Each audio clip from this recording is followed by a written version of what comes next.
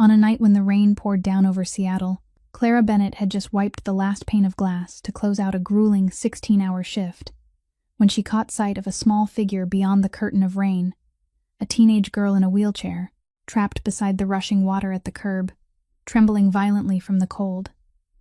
Without a moment's hesitation, she rushed out into the storm and brought the girl inside. She wrapped her in a warm blanket, made her a cup of hot milk, and for the first time in a long while, made a complete stranger feel sheltered. But what she did not know was that across the street, inside a sleek black car, a man was quietly watching her every move, his eyes cold as steel, his hands the very ones that, only hours earlier, had made the city's entire underworld hold its breath. He was the girl's older brother, and the one man no one in Seattle dared to name aloud. Clara's kindness on that rainy night would pull her straight into a world she had never dared to imagine. A world ruled by power and ruthlessness, where a man who thought he had buried his own heart was about to learn how to love again. Could a single cup of hot milk thaw a heart that had been frozen for years? The story has only just begun. If this story touches your heart, leave a like and share it with someone who could use a little warmth today. And don't forget to subscribe to our channel, so every day can begin with a story that moves the soul. Inside the laundromat, the yellow light spilled down onto the tile floor, where streaks of rainwater had followed the footsteps of the two of them inside. Clara Bennett locked the door to keep the wind from blowing in, then turned toward the little girl sitting curled up in the old wheelchair. The girl's pale blonde hair clung together in wet strands, water dripping steadily onto the shoulders of her shirt. Clara took another clean cotton towel from the basket of laundry she hadn't had time to fold, then gently blotted each strand of the girl's hair dry, her hands moving slowly, as though she were afraid that even one careless movement might frighten her. The girl sat still, her thin shoulders still trembling, but her eyes kept following every motion Clara made, cautious and guarded, the kind of look worn by someone who had grown used to being arranged by others instead of being asked what she needed. Clara recognized it at once, and she didn't rush. She pulled a plastic chair closer, sat down a little lower than the girl so she wouldn't have to look up, then smiled with great tenderness. "Are you feeling a little less cold now?" she asked, her voice soft, as if she were soothing a baby bird that had just fallen from its nest. The girl gave a faint nod, though her lips were still pale. Clara stood and walked to the corner of the shop, where the small stove she used to warm food during long night shifts was set up. She took out a carton of milk, poured some into a little pot, and turned on the flame. The scent of warming milk slowly spread through the room, mingling with the steam in the air, easing some of the damp cold that still clung to their skin. While she waited for the milk to heat, Clara reached for the thin blanket she always kept on the shelf in case the weather turned cold, wrapped it around the girl's shoulders, and carefully tucked it near her neck. The girl shrank into the blanket, and for the first time, her shoulders trembled a little less. Clara poured the milk into a ceramic mug, tested the heat against the back of her hand, and only then handed it to her. "Careful now, it's still a little hot," she reminded her. The girl accepted the mug with both hands, pressed her icy palms against its warm sides, and took a small sip. Her eyes drifted closed for a brief moment, as though that warmth had reached some place deeper than the chill on her skin. Clara sat down again, rested her chin in her hand, and let the silence pass for a while before speaking. "I'm Clara," she said. "People around here usually call me the owner of the laundromat that stays open the latest in the neighborhood. And what's your name?" The girl hesitated, her fingers tightening slightly around the mug, then answered in a faint voice. "My name is Sophie." Clara nodded, repeating the name as if she wanted to remember it. Sophie. That's a beautiful name. She didn't press her with questions. She didn't demand to know why a teenage girl in a wheelchair had been out on the street in the middle of rain like this, even though 100 questions were crowding through her own heart. She only asked small things. "Do you often pass through this neighborhood? Do you like warm milk better, or hot chocolate? Were you very cold out there in all that rain?" Each question was like a step Clara set down very gently, so Sophie could climb down on her own without feeling afraid. Little by little, the girl's shoulders loosened slightly, and the guarded look in her eyes softened. In a broken, uneven voice, she told Clara that she had been taken to an afternoon drawing class, and afterward she had wanted to manage a short distance on her own so she could get used to it. But then the rain had suddenly started pouring down. One wheel had gotten stuck in the gutter, and her phone had run out of battery without her realizing it. Clara listened without blaming anyone, only nodding with sympathy. "So you happened to run into the sky on one of its moody days," she said. "Good thing you were right in front of my shop." As they spoke, Clara noticed that Sophie was still clutching something tightly against her chest, wrapped inside her wet coat. It was a hard-covered sketchbook with worn edges, the corners of the cover curling from the damp. She held it close to her heart as though it were more precious than warmth itself, even while her other hand still shook from the cold. Clara didn't ask what was inside.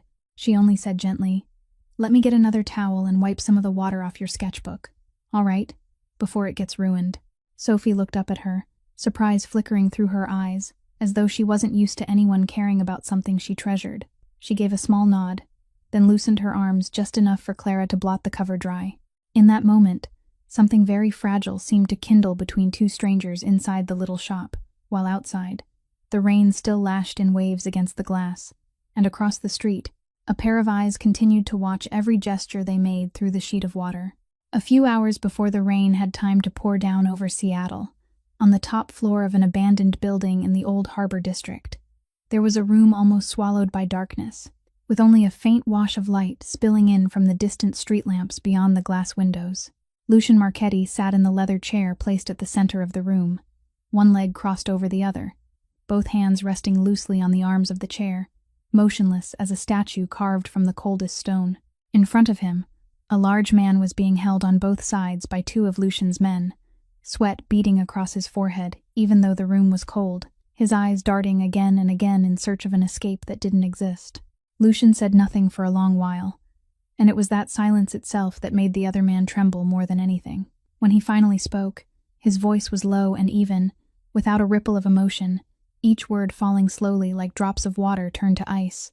He told the man that he knew everything, from the money he had secretly funneled to the opposing side, to the list of names he had planned to sell in exchange for a little safety of his own.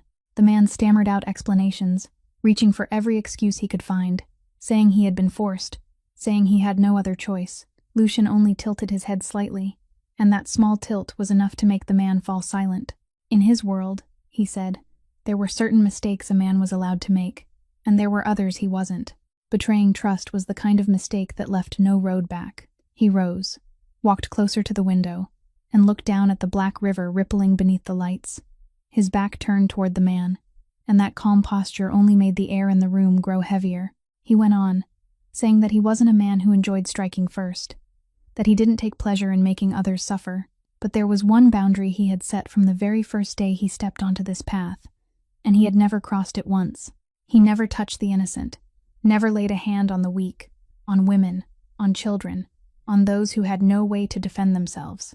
The only people who had reason to fear him were those who had grown used to using their strength to crush others, those who bullied people who couldn't fight back. And the man before him, Lucian turned and looked straight into the eyes of the man kneeling on the floor, had chosen to stand with people like that. Lucian signaled to his men, not to injure him, but only to take him out of the city and cut off every path he had left in their world, a punishment heavier than any wound on the skin, because for men like them, losing all power and having the entire underworld turn its back was more terrifying than anything else. When the door closed behind the man, the room returned to stillness, leaving only Lucian standing there in the dark.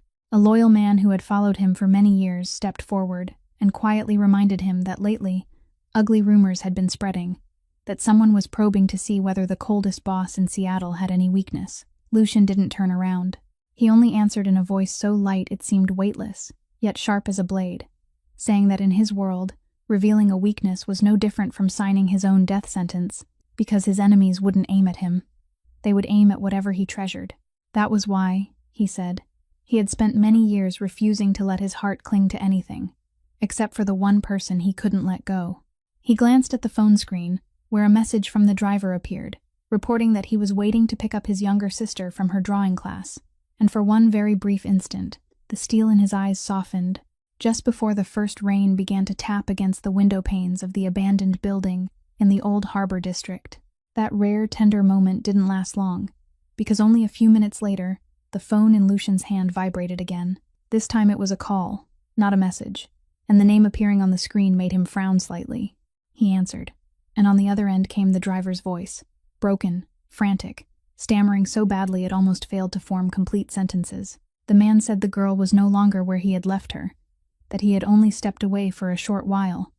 But when he came back, the place was empty. Lucian shot to his feet, and for the first time that entire evening, the calm surface of him, frozen like a winter lake, cracked. He lowered his voice, forcing each word to remain steady, and told the man to start from the beginning, slowly and clearly.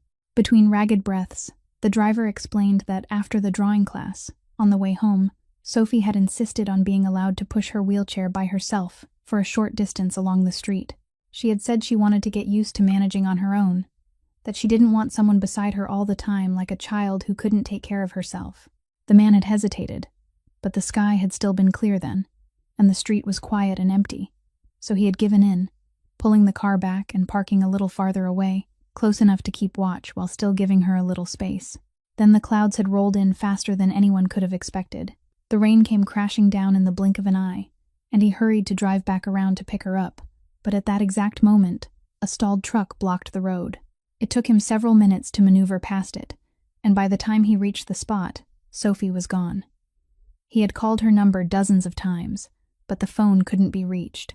Maybe her battery had died, because that afternoon she had already complained that it was almost out. Lucian fell silent when he heard that, and inside that silence was something his men had never seen in him before. Fear. The man whose name made the entire underworld of the city hold its breath. The man who only moments earlier had coldly decided another man's fate with a mere tilt of his head, now stood in the middle of the dark room with his phone clenched tightly in his hand. And for the first time, he felt helpless. He didn't cut the driver off with the fury the man was trembling in expectation of. He only said, in a hoarse voice, that the man was to stay exactly where he was, and that he would handle everything. Then he ended the call and began to move with the speed and precision of a man accustomed to running an entire hidden network. He made one call after another, ordering his people to spread through every street around the area where she had disappeared. He demanded that they check every street camera, every shop that still had its lights on, every shadowed corner where a wheelchair might have become trapped. In Lucian's world, he had eyes everywhere. Every alley, every intersection, every late-night diner had someone whose face he knew, and all the power he had spent so many years building was now poured into a single purpose: finding his little sister. He grabbed his coat in haste, strode down the stairs, and rushed out to the black car waiting beneath the rain, which was falling harder with every passing minute. When he slid behind the wheel, he caught the faint reflection of himself in the water-streaked glass, and in that moment, he recognized a naked truth. All the power he possessed, all the fear he inspired, the entire empire he had built from blood and calculation, would mean nothing at all if he didn't find her tonight.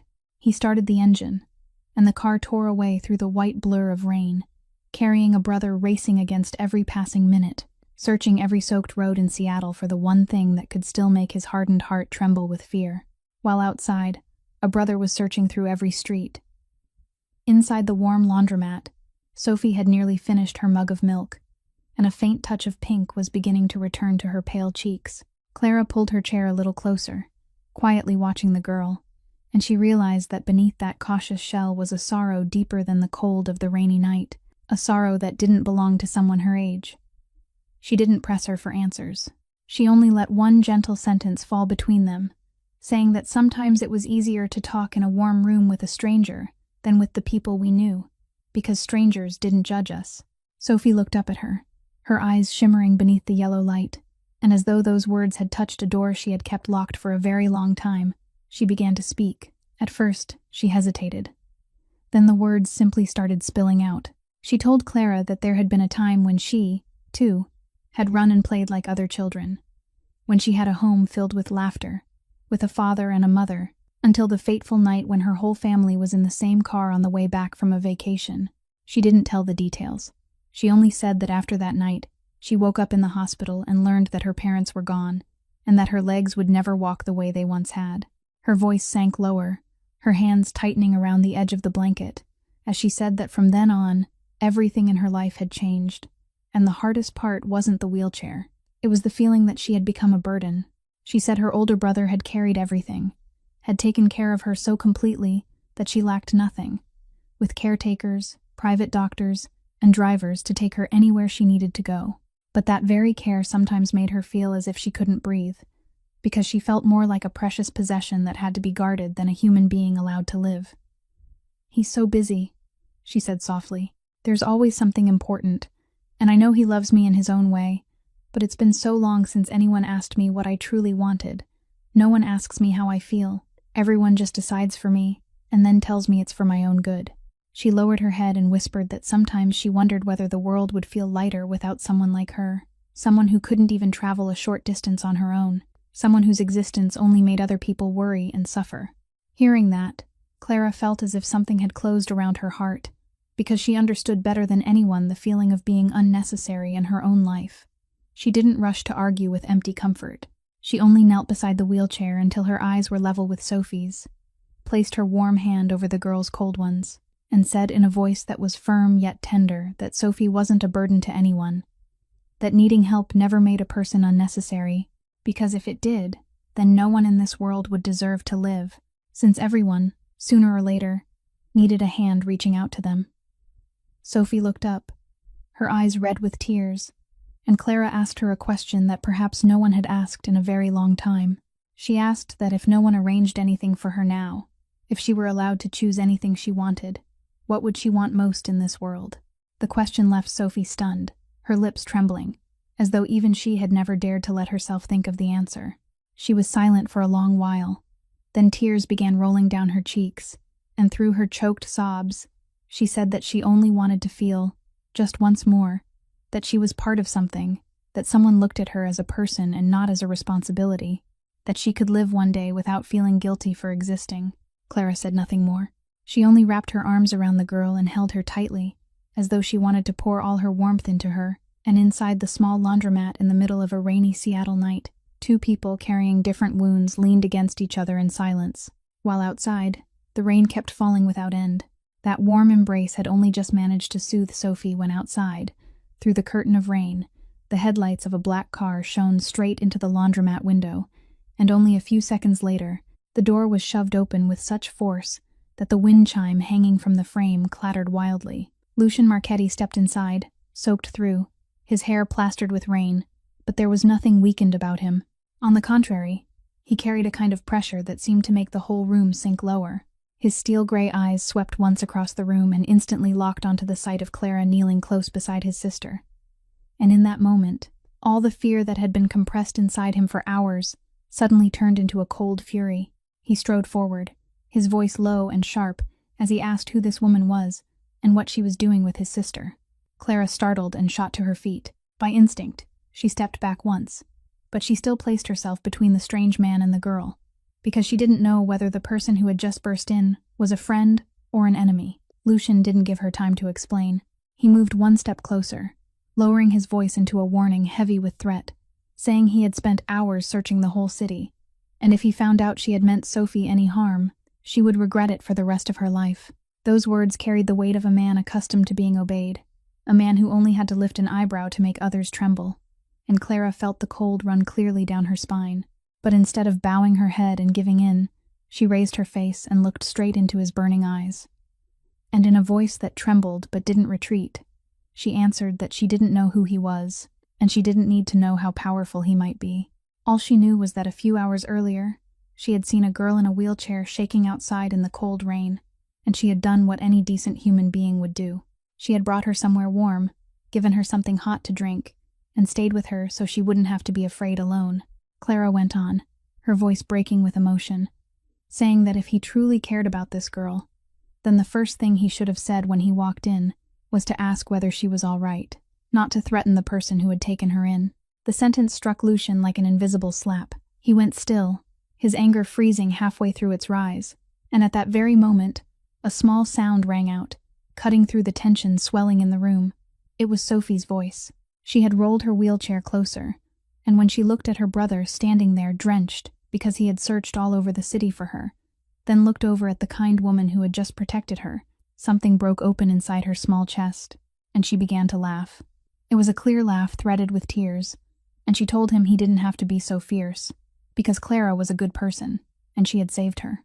The moment Sophie laughed, Lucian stood frozen in place, because he couldn't remember the last time he had seen his sister smile like that.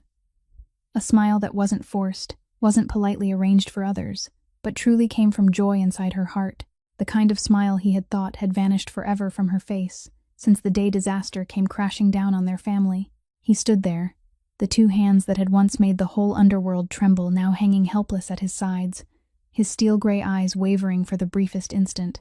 And in that short moment, the cold armor he had worn around himself for so many years suddenly cracked, revealing a man stunned to realize that what he had been searching for all evening wasn't only a missing girl, but also something he had lost a very long time ago, without ever knowing it.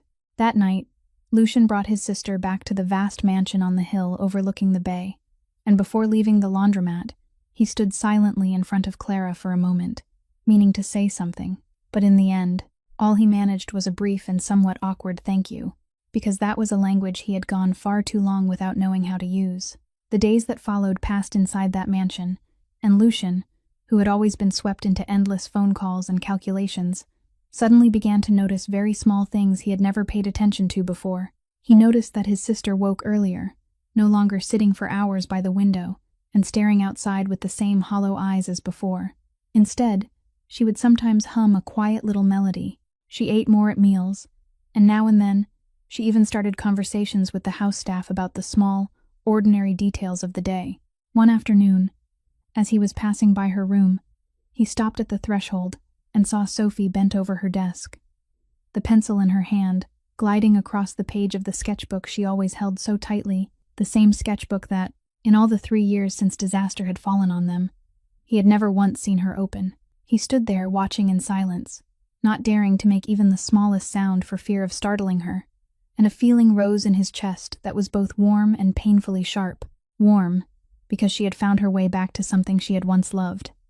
Painful, because he realized that for all that time, he had been so close to her, yet he had never truly seen her. And then he noticed something else. Clara's name kept appearing every now and then in his sister's stories. Sometimes Sophie would tell him how good Clara was at making warm milk. Sometimes she would wonder whether, at that hour, Clara might be working in that small laundromat. Sometimes she would ask him whether she could see Clara again. Each time he heard her mention that woman, Lucian felt something stir inside him that he couldn't quite name, because he understood that the change in his sister hadn't come from some expensive gift he could buy, nor from some gifted doctor he could hire. It had come from one brief, rainy night beside a stranger who had nothing in her hands except kindness. That left him restless, because all his life he had been used to believing that every problem in this world could be solved with power and money, that as long as he was strong enough and rich enough, he could protect whatever he treasured. And yet that poor woman in the laundromat had done the one thing all his power and wealth had failed to do for 3 long years. She had made his sister smile again and pick up a pencil once more. He began to wonder who that woman truly was, why someone who didn't know them at all would be willing to rush out into the cold rain and take in a strange child without expecting anything in return. And that unconditional kindness, something so rare it almost didn't exist in the calculating underworld where he had lived for so long, made him all the more curious and uneasy. Finally, after many sleepless nights, he decided he needed to understand her better. Not with the suspicion he had carried that first night when he burst into the laundromat, but with a feeling he had never allowed himself to have, a sincere concern. And perhaps that was the first time in many years that Lucian Marchetti's frozen heart stirred softly, wanting to move toward another human being. While, in the mansion on the hill, a man was lying awake with thoughts of her, Clara Bennett's life continued to move forward with the same heavy burden it had always carried, because the kindness she had given away on that rainy night hadn't lightened a single weight from her thin shoulders. Every morning, before the sky had fully brightened, she had to wake in the cramped apartment on the 3rd floor of an old rental building, where the water pipes groaned and rattled every night, and warmth was always a luxury. The first thing she did each day was bend beside the small bed to check the breathing of her son, little Noah, a boy only 4 years old, with wide round eyes and a smile that could make all her exhaustion melt away. Noah had suffered from asthma since he was very young, and whenever the weather turned cold or the dampness rose, Clara lived in constant fear that a spell of breathlessness could come over him at any moment. So she always had to keep medicine and an inhaler ready in the house, even though their cost often swallowed nearly all the small amount of money she had managed to save. That burden alone would have been enough to wear any mother down, but it wasn't the only burden pressing on her. A few years earlier, the husband she had once trusted had quietly walked away in the hardest season of their lives, leaving her not only with a small child, but also with a mountain of debt he had borrowed, and then washed his hands of. From that day on, Clara had carried alone a debt she hadn't created, working herself to the bone through one shift after another, hoping to pay it down little by little, though the day it would finally shrink still seemed nowhere in sight. That was why she had to take those long, endless night shifts at the laundromat, trading away her sleep and her health for a little more money to keep things going, leaving Noah with a kind neighbor to watch over him whenever she had to work late. And as if all of that still weren't enough, there was a third shadow always prowling around her already unsteady life. The landlord named Garrett Cole, a man who not only owned the building, but also held in his hands the debt she was paying off in installments. Garrett wasn't a decent man. He was used to using the advantage of money to press down on poor tenants, and with Clara, a single mother with no one powerful behind her, he pushed even harder. He often came knocking at her door at the worst possible times, dropping words that were half mocking and half threatening. Sometimes he would remind her smoothly of the money she still owed. Sometimes he would hint that a debt-ridden single mother like her had no proper right to raise a child well. Those poisonous words were like needles pricking again and again at the deepest fear inside her heart. Each time, Clara could only grit her teeth and endure it, trying to keep her voice calm and her back straight, because she understood that she didn't have enough strength to fight a man who held both the roof that sheltered her and her son from rain and sun, and the debt hanging over her head. At night, after she had soothed Noah to sleep and finished everything that needed doing, she often sat quietly beside the old table in the small kitchen, staring at the stack of bills and debt notices piled on top of one another, her heart heavy, wondering how much longer she could keep carrying it all. And yet, every time she turned and looked at her son's peaceful sleeping face, Clara felt a strange strength flare to life inside her, the kind of strength only mothers knew. She told herself that no matter how many more burdens life chose to pile onto her shoulders, she would not collapse, because she still had one reason, too great and too precious, to let herself fall. The day when all the pressure that had been building for so long finally burst open began like any ordinary day. With Clara standing in front of the rental building late one afternoon, a bag of medicine she had just bought for Noah in her hand, when Garrett Cole appeared. This time, he didn't sneak up to knock on her apartment door as he usually did. He swaggered straight into the shared courtyard, where quite a few other tenants were coming and going. He deliberately raised his voice so everyone around them could hear, hurling insults about her debt, calling her a freeloader who was running from responsibility, then laughing coldly as he said that if she didn't come up with enough money by the end of the week, he would throw her and her son out, no matter how bitter the winter was or how sick her child might be. The neighbors standing nearby all lowered their faces in silence. Not one of them dared to speak, because everyone was afraid that if they displeased him, they would be his next victims, and that silence only made Garrett push harder. He pointed straight at Clara's face and sneered that a woman who couldn't even keep her husband, who was so buried in debt she couldn't pay what she owed, had no right to dream of raising a child into a decent person. Those words struck the deepest pain in Clara's heart like a knife. And this time, something inside her suddenly broke open. She no longer bowed her head and endured it as she had before.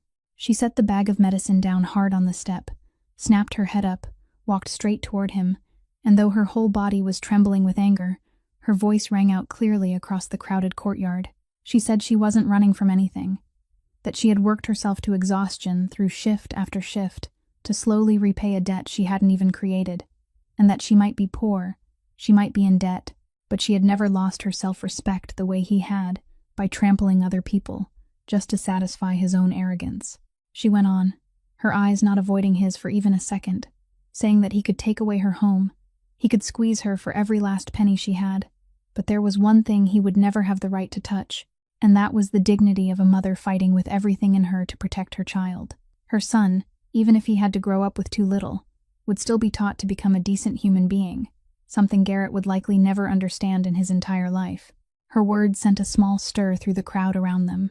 A few people began lifting their heads to look, and Garrett's face flushed for a moment, because a woman he had always looked down on had dared to stand up and answer him in front of so many people. But Clara's courage, no matter how powerful, was still the courage of someone who had nothing in her hands except righteousness, and Garrett, who was used to using money and authority to crush others, quickly recovered his arrogance.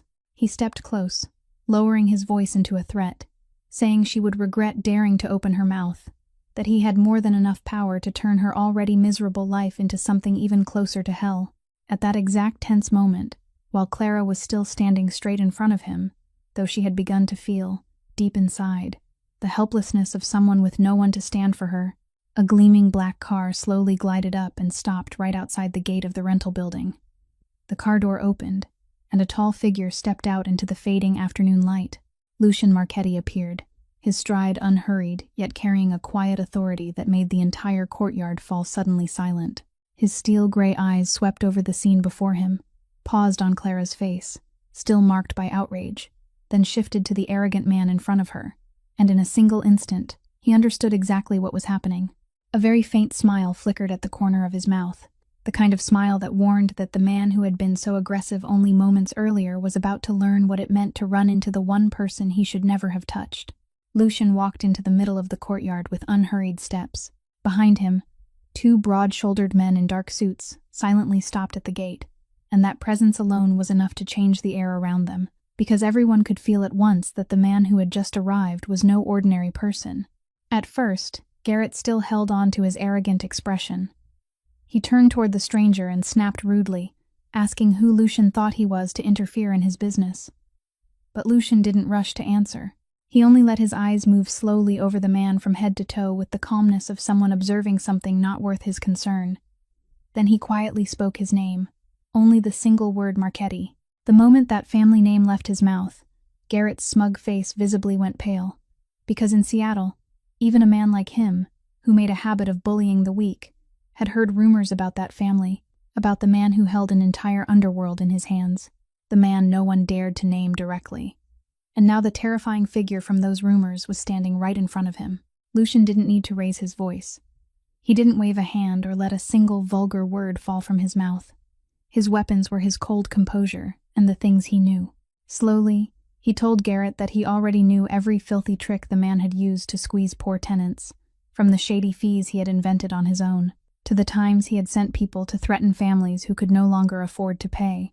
Everything Garrett had thought he had done in the dark was now resting neatly in Lucian's hands. With every sentence Lucian spoke, Garrett's face changed another shade, from arrogance to confusion, then from confusion to fear, because he understood that before a man like this, the small, pitiful power he had strutted around with for so long was nothing more than a joke.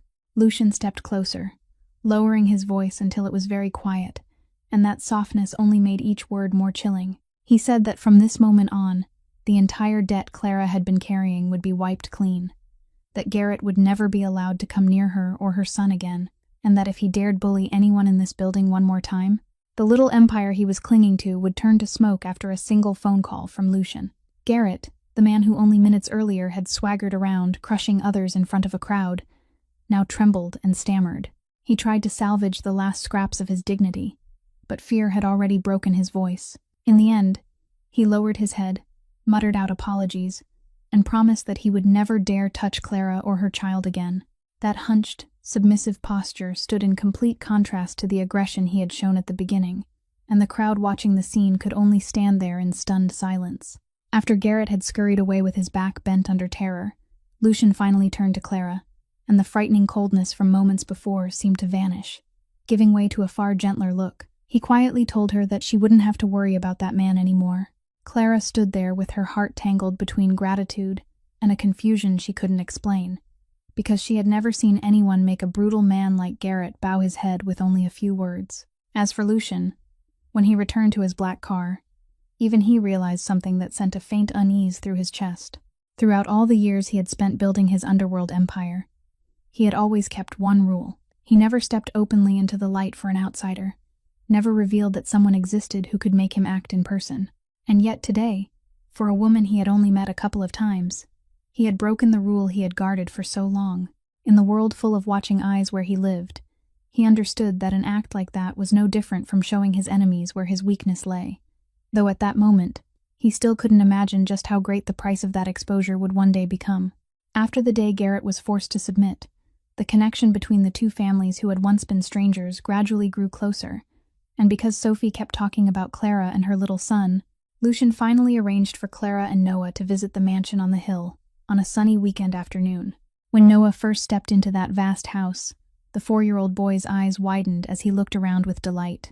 But what made him cry out with the most joy wasn't the expensive things. It was the moment he saw Sophie sitting beside a large table with all kinds of colored pencils spread everywhere. Sophie waved him closer, and before long, the two children had their heads bent together over a sheet of paper. Noah busily colored messy streaks with his clumsy little hands, while Sophie patiently held his hand and guided each line, now and then bursting into laughter when the boy smeared blue outside the frame. While they drew, Sophie also told Noah stories she had made up herself. Stories about a little rabbit who got lost and was taken in by a kind family of forest animals. Stories about a small house where everyone loved one another, and Noah listened with rapt attention, every so often looking up to ask innocent questions that made Sophie laugh out loud. From the far end of the room, Lucian stood silently by the doorway, holding a cup of tea that had gone cold without him noticing, and he kept watching the scene before him, unable to bring himself to move away, because it had been far too long since that cold mansion had last echoed with the bright, clear sound of children's laughter like that. He watched his sister laugh and play so naturally beside the boy. He watched how the two children paid no mind to the wheelchair or to any difference at all. They were simply two small souls happy in each other's company, and inside him rose a strange warmth he couldn't quite name. Then, at that very moment, one innocent sentence from Noah made his heart sink. The little boy lifted the picture he had just finished coloring, a picture in which he had drawn people holding hands beside a house with a chimney, and he innocently asked Sophie whether the tall man standing over there in the corner was her father, because he looked a little sad. Then he added that his own home didn't have a father, so he wished he had someone standing beside him in a picture like that too. That innocent remark from a 4-year-old child pierced straight into the deepest hidden place inside Lucian like an invisible arrow, because it touched the very emptiness he had tried to bury for so many years, the quiet longing for a real home that he had thought he had lost the right to dream about, from the day disaster took his parents and left him with the burden of forcing himself to become his sister's support.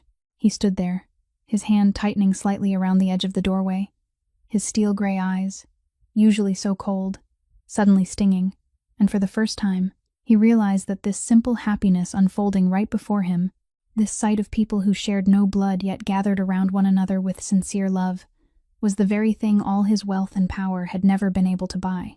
Sophie looked up and caught her brother's eyes in the doorway.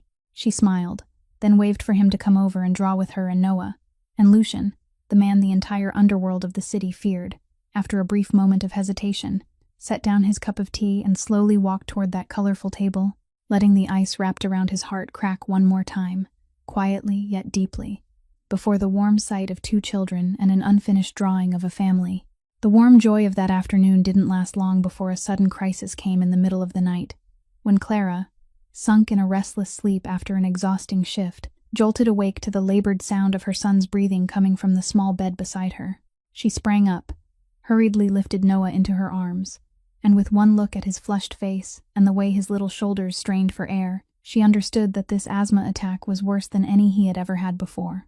In panic, she searched for the familiar inhaler and gave it to him exactly as the doctor had instructed. But this time, it didn't seem to be enough to ease his breathing, and the terror of a mother began rising thick and suffocating inside her chest. Clara knew her son needed to be taken to the hospital at once, that he needed specialized care. No temporary remedy at home could replace. But in that same moment, another fear cut into her heart, because she knew very well that his condition required a good medical facility, with doctors skilled in pediatric respiratory care, and the cost of such places was far beyond her reach, while the meager insurance she had was tangled in all kinds of complicated procedures that could force her child to wait for hours in the middle of an emergency. Her hands trembled as she held him against her, her mind spinning between fear for her son's life and the helplessness of a poor mother who didn't have enough money. And in that moment of desperation, she suddenly remembered the business card Lucian had given her the day before, along with his instruction that if anything happened, she should call him, no matter the hour. Clara wasn't someone used to asking anyone for help, but her love for her child overcame every hesitation. With trembling fingers, she dialed the number, and after only 2 rings, Lucian's voice sounded on the other end, alert and composed, even though it was long past midnight. As soon as he heard Clara choking through the situation with Noah, he didn't ask a single unnecessary question. He only told her to stay calm, hold her son close, and get ready, because he was coming right away. Less than 15 minutes later, the familiar black car stopped in front of the rental building, and Lucian personally ran upstairs, carefully helped mother and child down to the car, then immediately called a leading pediatric pulmonologist he knew and asked the doctor to be at the hospital that very night. All the way to the hospital, he drove fast but steadily, while reassuring Clara in a firm voice that everything would be all right, that he had already taken care of everything, and that all she needed to do was stay beside her son and not be afraid. When they arrived, thanks to the arrangements he had made ahead of time, Noah was taken into the emergency room immediately, without having to wait or get caught in any paperwork, because Lucian had guaranteed the entire hospital bill and handled all necessary documents lawfully, using his own money and legitimate connections to open the fastest path for the little boy to receive the best care. The skilled doctor and the devoted team of nurses quickly brought the situation under control, and after a stretch of time that felt endless to Clara as she paced helplessly outside, the emergency room door finally opened with the good news that Noah was out of danger and was gradually breathing evenly again. Clara rushed to her son's bedside, took his small hand, now slowly warming again, and tears poured down her face in sheer relief. And when she looked up, she saw Lucian standing silently in the corner of the room, his eyes fixed on the little boy with a tenderness she had never expected from a man so powerful. In that moment, her heart filled with a deep gratitude no words could express, because she understood that without him tonight, she wouldn't have known how to save the small child who was her whole world. During the days Noah remained in the hospital for monitoring and recovery, Clara had more time to observe the man who had stepped in to help her and her son, and the more she watched, the more she realized that Lucian Marchetti wasn't an ordinary man. Despite the polished courtesy his outward manner showed, the first thing that drew her attention was the way everyone in the hospital treated him, from the doctors who were used to being respected, to the leadership of an entire major medical facility. All of them showed an unusual kind of deference whenever he appeared. They spoke softly, their manner somewhat cautious, as though they were standing before someone they didn't dare offend. She noticed that with only one brief phone call, things that ordinary people would have to wait weeks for, tangled in piles of paperwork and procedure, were settled in a matter of moments. The best private room was arranged, the most expensive medicines were brought in, and every obstacle seemed to disappear automatically before him, as if no barrier could exist for a man like that. Then she began to notice the quiet men who always seemed to appear somewhere around him. Large men with watchful eyes that kept scanning their surroundings, standing at just the right distance from him. She understood they weren't ordinary friends or colleagues, but protectors, the kind of men who only surrounded figures of enormous power or people who carried matters of great consequence. Once, while she was sitting in the hallway, she accidentally overheard two hospital employees whispering to each other. They mentioned the Marchetti name in a voice that carried both respect and fear. One of them said it was best never to get involved in anything connected to that family. The other nodded in agreement, then quickly changed the subject when someone passed by, and that brief scrap of conversation kept haunting Clara's mind long after.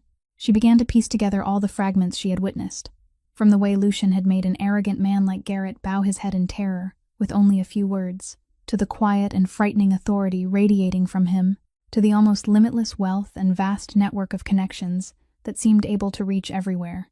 Slowly, a vague but terrifying truth took shape in her mind, that this man must be involved in some world outside the law, a world of hidden calculations and forces that ordinary people like her only heard about in frightening stories.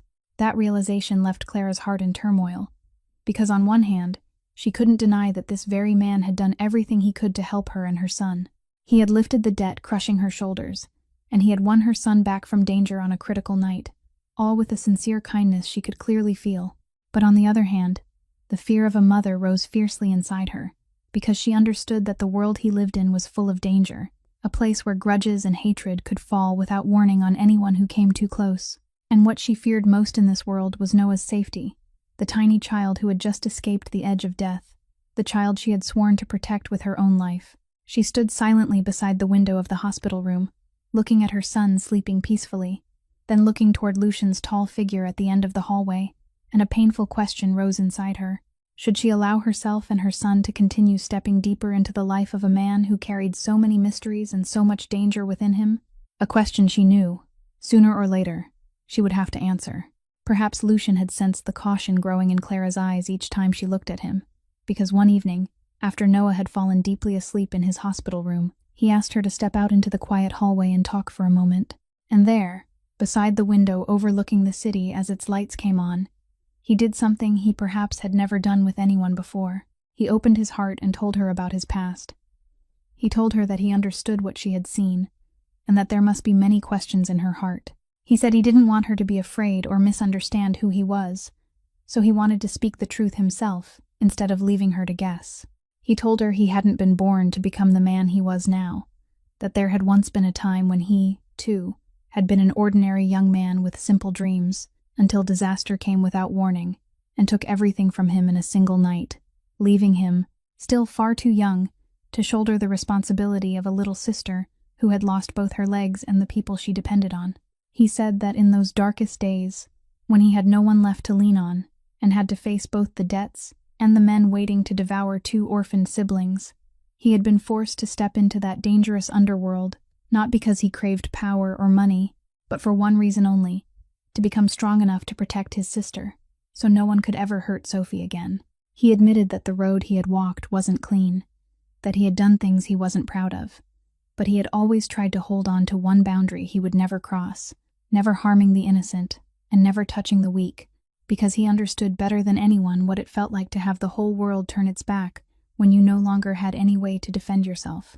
Clara listened in stunned silence, and while she was trying to arrange all the tangled emotions inside her heart, Sophie, who had been sitting quietly there all along, gently rolled her wheelchair closer to Clara, holding the sketchbook she always kept so tightly with her. She looked up at Clara with shining eyes, then softly turned the pages for her to see, and Clara realized that the first pages of the sketchbook were filled only with dark and lonely drawings. A little girl sitting alone in an empty room. A small figure lost in a vast open space. Every line soaked with the sadness of a soul that had once believed she was nothing more than an unnecessary burden in this world. But the farther Sophie turned toward the final pages, the more the drawings changed. The colors slowly grew brighter, and then Sophie stopped at the newest page, the one she had just finished. When Clara looked at it, she felt her heart catch in her throat. On that sheet of paper, Sophie had drawn a picture of a family. There was a tall older brother smiling gently, no longer wearing that cold expression. There was Sophie herself sitting in her wheelchair, but her face was radiant with happiness. There was a gentle woman whom she had drawn to look exactly like Clara, and beside her was a small boy holding everyone's hand. All of them stood together in front of a warm house beneath a sky full of sunlight, and at the top of the page, in the careful handwriting of a little girl, she had written the word family. Sophie looked up at Clara, her voice trembling yet filled with hope, and whispered that this was what she had always dreamed of, that since the rainy night when she met Clara, it was the first time in so many years that she had dared to draw a family again, because she felt that perhaps a home like that was no longer something too far away for her. Hearing those words and looking at that drawing filled with love, Clara could no longer hold herself together. Tears rolled down her face, and she opened her arms and pulled the girl into a tight embrace, while Lucian stood there silently watching the two people his heart treasured most, his steel-gray eyes blurring before he even realized it. A few days later, after Noah had been discharged from the hospital and his health was gradually recovering, Clara's life settled for a while into a rare stretch of quiet, and she used those calm days to think carefully about everything that had happened. One afternoon, she sat alone beside the window of her small apartment, watching the late-day sunlight spread gold across the rooftops, quietly taking a sip of warm tea, while Noah was absorbed in coloring the picture he had brought home from the mansion the other day. The soft laughter of a child, the faint fragrance of tea, and the gentle stillness of that afternoon eased her heart for a little while, but hidden beneath that surface peace was a struggle that still had no end. On one side was the reason of a mother who always placed her child's safety above everything else, the part of her that kept whispering a warning that she should stay away from that man, that the world Lucian lived in was far too dangerous, that even being connected to him could place her small son in harm's way, and that the wisest and safest choice was to quietly withdraw from his life before things went too far. But on the other side was her heart, where she kept everything she had seen with her own eyes. A man with a fearsome name, yet one who had been willing to rush through the night to save her son. A man who had silently lifted some of the hardships from her and Noah without demanding anything in return. A man who, behind that cold and icy shell, carried a heart that had been deeply wounded but still hadn't lost its boundary of decency. She thought of Sophie, of the girl who had once believed she was an unnecessary burden and now knew how to smile and dream of a home. She thought of the tenderness in Lucian's eyes as he looked at Noah sleeping, and she thought of the drawing Sophie had made, the one with the word family written on it, an image that kept returning again and again to her mind and warming her heart each time she remembered it. Clara understood that if she chose to run away, she might keep for herself the safe and familiar life she had known before, but she would also turn her back forever on the people who had sincerely loved her and her son. She would extinguish the hope that had only just begun to glow in the heart of a poor young girl, and more importantly, she would have to live the rest of her life with the aching question of whether she had missed something precious when she chose safety instead of courage. After many sleepless nights, she finally realized that fear, no matter how justified, shouldn't be allowed to control her entire life, and that sometimes the bravest thing a person could do was choose to believe in something good, even when there were countless reasons all around to doubt it. She remembered that rainy night, when she hadn't hesitated to rush out and help a strange girl, simply because it was the right thing to do, and she told herself that if she had dared to trust kindness then, she should dare to trust it one more time now. And so Clara made her own decision, a decision not arranged or persuaded by anyone else, but born from the choice of her own heart. She would stay. She wouldn't run. She would face whatever came next with those people, because she believed that a true family wasn't a place where danger never existed, but a place where people chose to remain beside one another and overcome that danger together. And for the first time in a very long while, once she had become certain of her choice, Clara felt strangely light and peaceful inside. But the peace Clara had just found turned out to be far more fragile than she had imagined. Because in the underworld full of watching eyes where Lucian lived, no action could take place without someone noticing, and the fact that he had openly stepped forward in person for a poor woman and her small son had not escaped the gaze of those who had always been waiting for a crack in his armor. For so many years, Lucian Marchetti had been known as an unbreakable fortress. A man with no family, no lover, no emotional attachment that anyone else could use against him, and that cold loneliness had become his strongest shield, because no one could threaten a man who had nothing to lose. But now, through the way he had brought Garrett down in the middle of a crowd just to protect Clara, through the way he had personally rushed to the hospital in the night to save her son, his hidden enemies had recognized the one thing they had been waiting for a very long time. At last, the man who had seemed to have no weakness had found a soft place in his heart.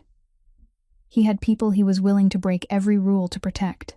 Among those enemies was an old force that had carried a grudge against Lucian for years, someone who had tried many times to bring him down and had never succeeded, because he could never find an opening in that cold and careful man.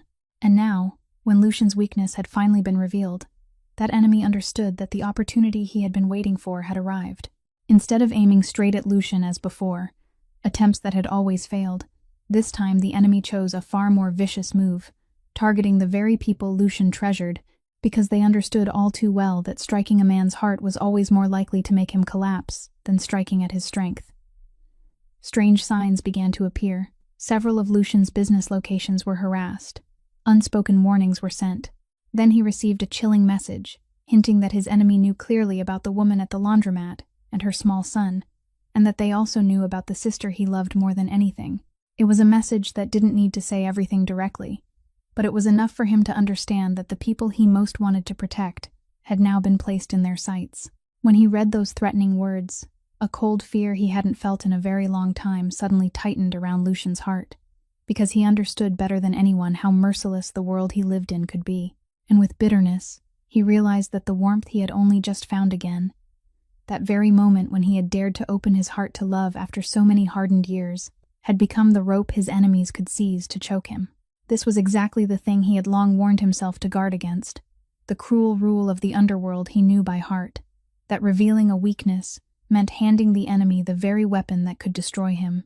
Yet now, when his heart had already become attached to those people, he finally understood the full price of love in a life like his. Lucian stood motionless in his office, both hands braced on the desk, his head bowed beneath the weight of a brutal truth. He was now facing a choice he could no longer avoid. Either he would continue down the path of power he had walked for so many years, and accept that the people he loved would live forever inside a circle of danger, or he would have to find some way to protect them completely, no matter how high a price it demanded of him. And he knew that the time he had left to make that decision was running out with every anxious beat of his heart. Lucian knew he no longer had much time to hesitate, So the first thing he did was make absolutely certain of the safety of the people he loved before he began dealing with the threat. He immediately had Sophie taken to a hidden refuge, carefully guarded by his most loyal men, while also arranging for Clara and little Noah to be protected at another safe location, a place where the boy could still play innocently, knowing nothing at all about the storm gathering outside.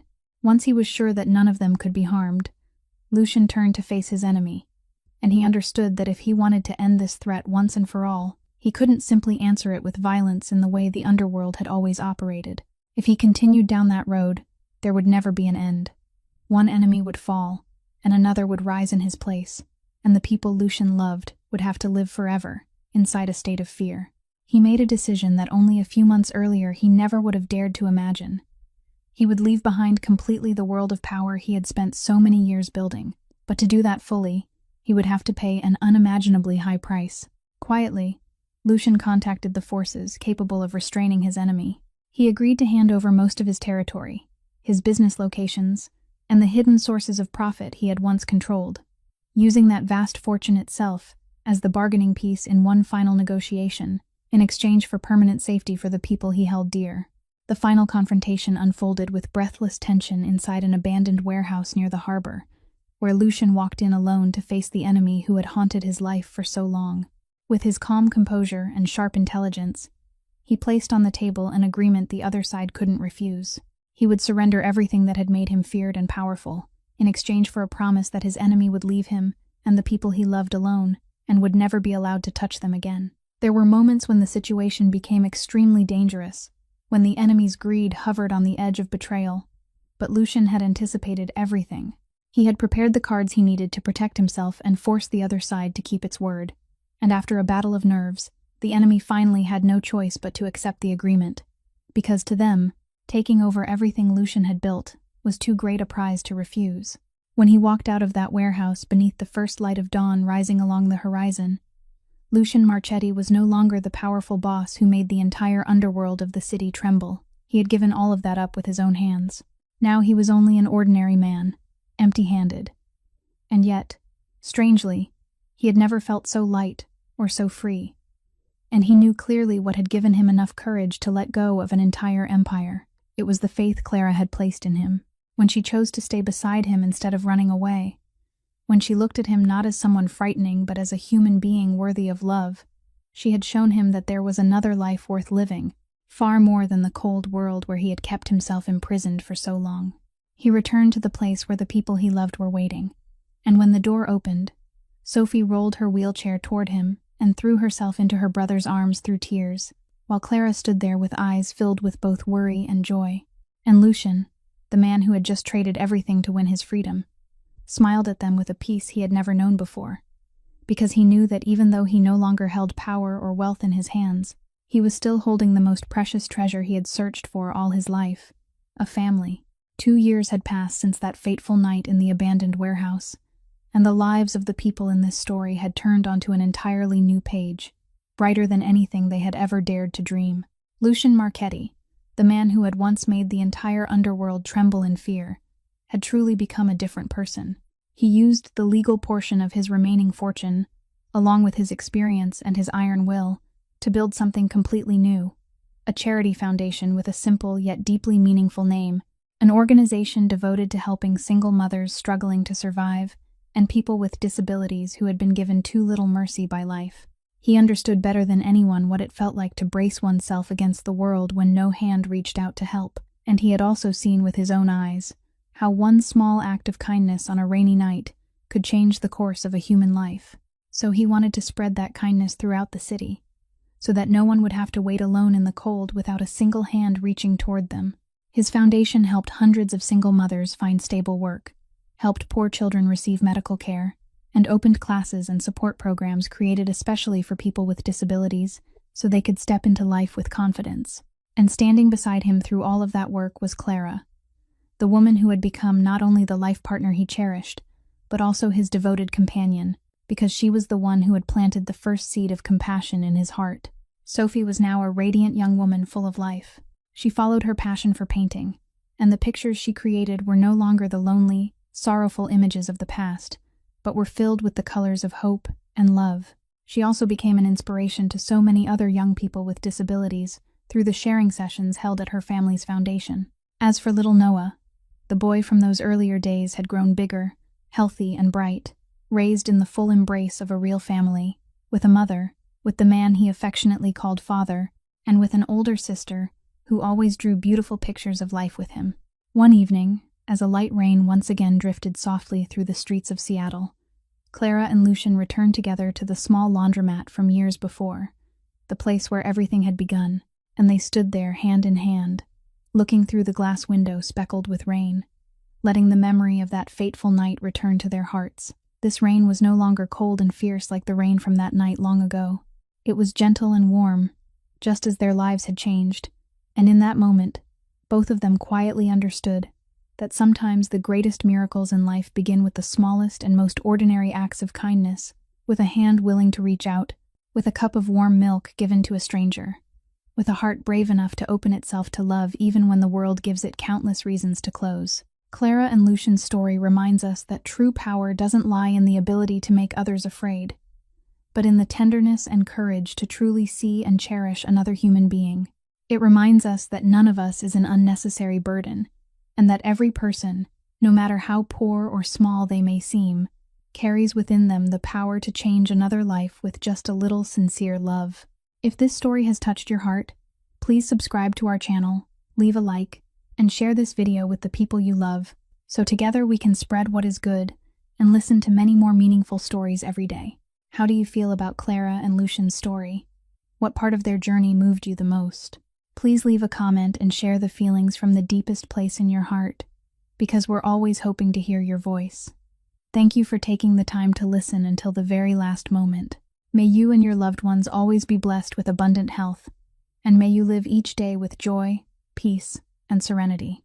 Goodbye for now, and we'll see you again in the next stories.